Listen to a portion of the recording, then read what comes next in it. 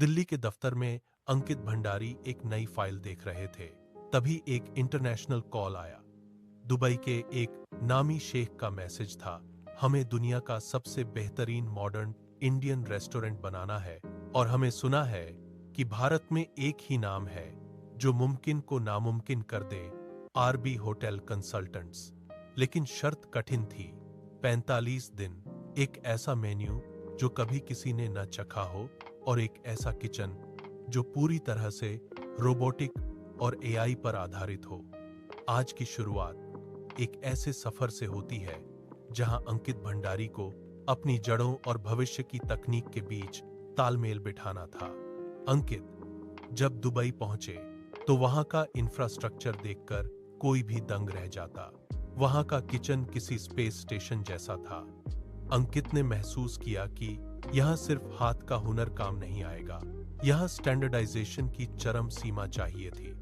RB hotel consultants ने अपनी tech team को बुलाया। अंकित ने सिखाया कि कैसे एक रोबोटिक आर्म को वही तड़का लगाने के लिए प्रोग्राम किया जा सकता है जो एक मां के हाथ में होता है।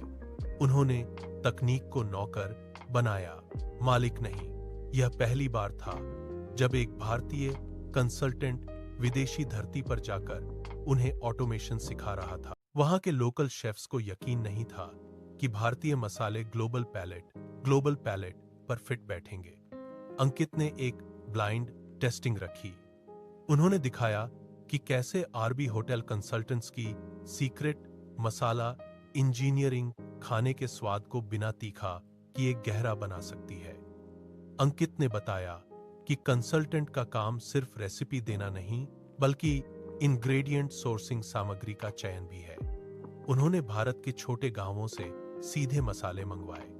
जब दुबई के शेफ्स ने वो स्वाद चखा तो वे अंकित के मुरीद हो गए। अंकित ने साबित किया कि असली ताकत मिट्टी के स्वाद में ही है। दुबई के उस प्रोजेक्ट में 15 अलग अलग देशों का स्टाफ था। सबकी भाषा अलग, सबका कल्चर अलग। अंकित के सामने सबसे बड़ी चुनौती थी इन सबको एक टीम बनाना। अंकित ने अपनी वही पुरानी तकनीक अपनाई, इंसानियत पहले। उन्होंने अरबी, फिलिपिनो और यूरोपीय स्टाफ को नमस्ते और अतिथि देवो भव का मतलब समझाया। आरबी होटल कंसल्टेंट्स ने एक ऐसा वर्क कल्चर बनाया जहां हर कर्मचारी को लगा कि यह रेस्टोरेंट उसका अपना है। अंकित ने रातों को जागकर उनके साथ किचन की सफाई की, जिससे स्टाफ का उनके प्रति सम्मान और बढ़ गया। ओपनिंग की रात, बुर्ज खलीफा की रोशनी में वो रेस्टोरेंट चमक रहा था। दुनिया के बड़े बड़े फूड क्रिटिक्स वहां मौजूद थे।